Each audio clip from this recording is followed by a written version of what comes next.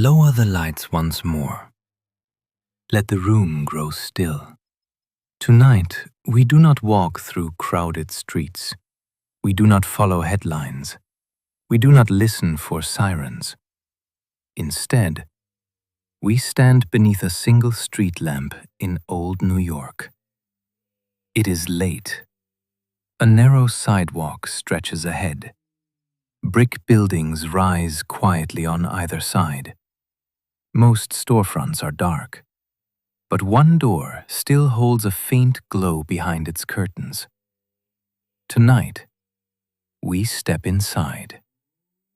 This is the story of how mafia meetings happened after dark. And we will move slowly.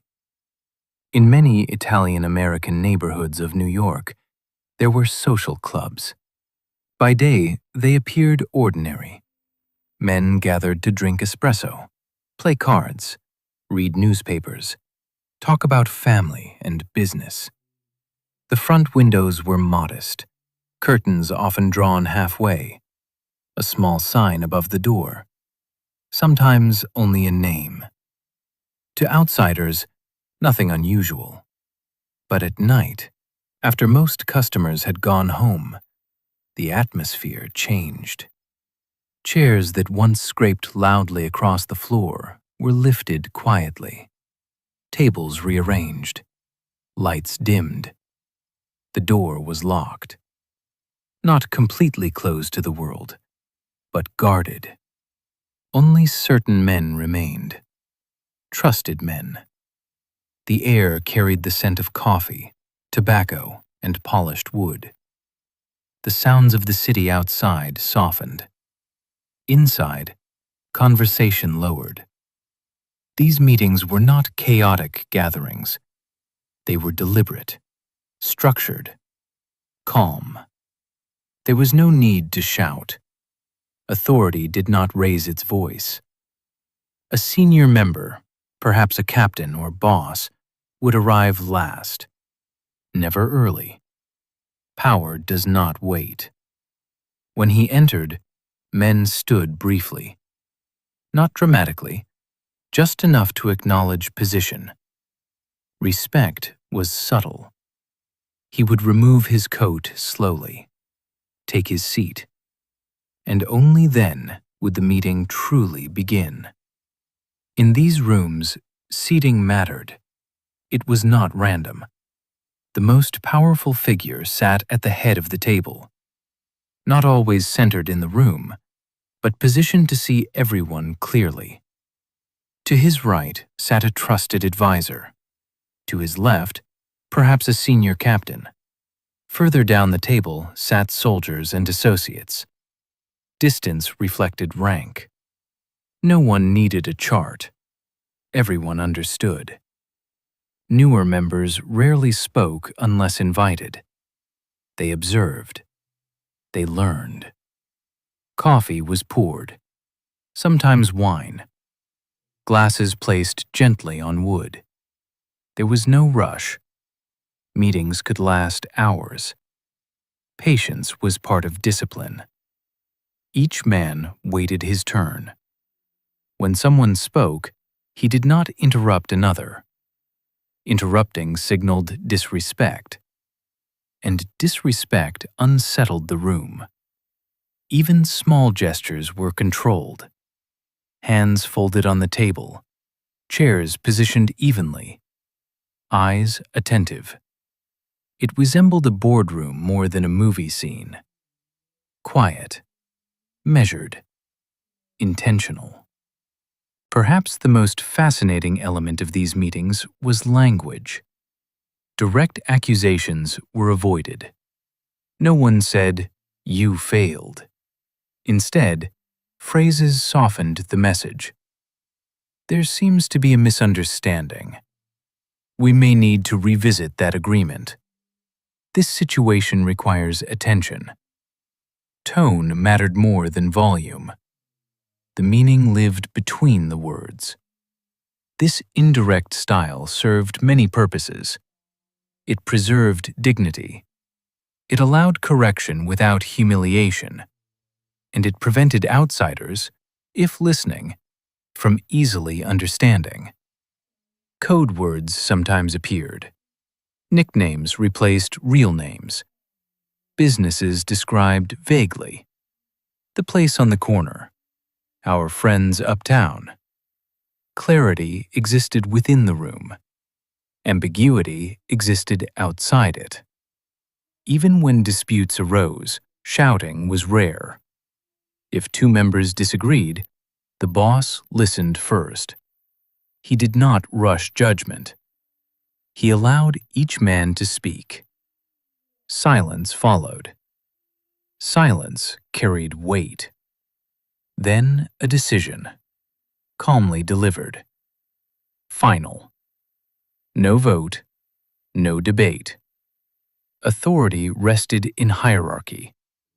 And once spoken, the decision stood. Control depended on minimizing public attention. Arguments on the street drew eyes. Police attention. Newspaper stories. So conflicts were handled internally. If a debt was unpaid, it was discussed privately. If territory boundaries blurred, maps, sometimes literal, sometimes understood, were reviewed. The purpose of the meeting was not emotional release. It was restoration of order. Order maintained profit. Profit maintained stability. Stability maintained power. This chain was understood by everyone present. Sometimes tension filled the room. Not loud, but present. You could feel it in posture, in how long someone paused before speaking, in how a glass was set down slightly harder than usual.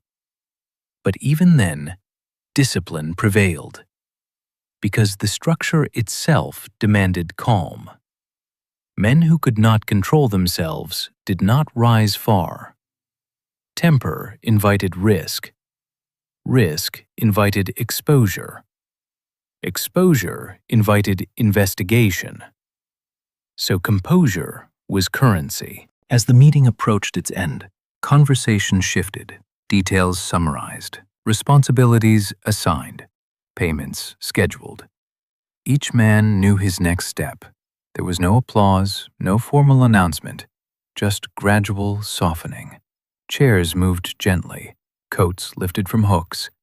Some men lingered for small talk, family updates, neighborhood gossip, life outside the organization.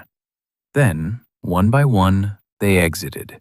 Not all at once, spacing prevented attention. Outside, the night air felt cooler, streetlights hummed softly. A car engine started in the distance. The city had not noticed, it rarely did. Power often moved unseen. Night offered privacy. During the day, eyes were everywhere. Shopkeepers, neighbors, delivery drivers. But after midnight, streets emptied. Footsteps echoed more clearly, shadows lengthened. Darkness became a shield. It was not dramatic secrecy, it was practical timing. Men worked during the day, meetings required availability. Night created focus. No distractions from ringing telephones, no casual visitors, just intention. The quiet of night also slowed conversation. In darkness, voices naturally soften, energy lowers. Decisions feel heavier, more deliberate. Night meetings carried a certain gravity. Though structured and calm, these meetings were human. Ambition lived in the room. So did loyalty. So did fear. A young associate might hope for advancement. A captain might worry about maintaining territory. A boss might consider federal investigations quietly unfolding elsewhere. But none of this showed openly. Emotion was internal, expression controlled. Even friendships within the room were tempered by hierarchy. Trust was layered, not absolute. And yet, many participants described a sense of belonging, a structured world, clear rules, defined expectations. In a city that could feel chaotic and overwhelming, the meeting offered order. And order can be comforting, even when its foundation is complicated. As decades passed, surveillance increased. Wiretaps, undercover officers, hidden microphones. The privacy of night grew thinner. Some meetings shifted locations, private homes, restaurants after hours, occasionally even rural retreats outside the city. But the ritual remained. Hierarchy, respect, indirect language, final decisions. Eventually, large gatherings became risky. Meetings grew smaller, more discreet. The era of frequent, open social club assemblies slowly faded, but the memory of them lingered. Dim lights, low voices, measured power. Now, imagine the street again. The door to the social club has closed, curtains drawn fully. Inside, chairs rest against tables. The scent of espresso fades. Outside, the sidewalk lies empty. The city continues its breathing rhythm. Taxis pass in the distance. A newspaper truck makes its early rounds. New York never fully sleeps, but it softens. And within that softness, decisions once made in quiet rooms ripple outward. Construction projects begin. Businesses operate smoothly. Territories remain undisturbed. All because of conversations few ever witnessed. And now, as this story settles, notice the calm beneath it. No shouting, no chaos, just structure, ritual, conversation in low light, power that never needed to announce itself loudly. The city fades once more. The door closes, the table sits empty, and the night grows still. Let your breathing slow. Let the room grow quiet. Even the most guarded meetings eventually end. Even the most powerful voices soften into memory. Rest now. The street lamp flickers gently, and the city, at last, drifts into silence.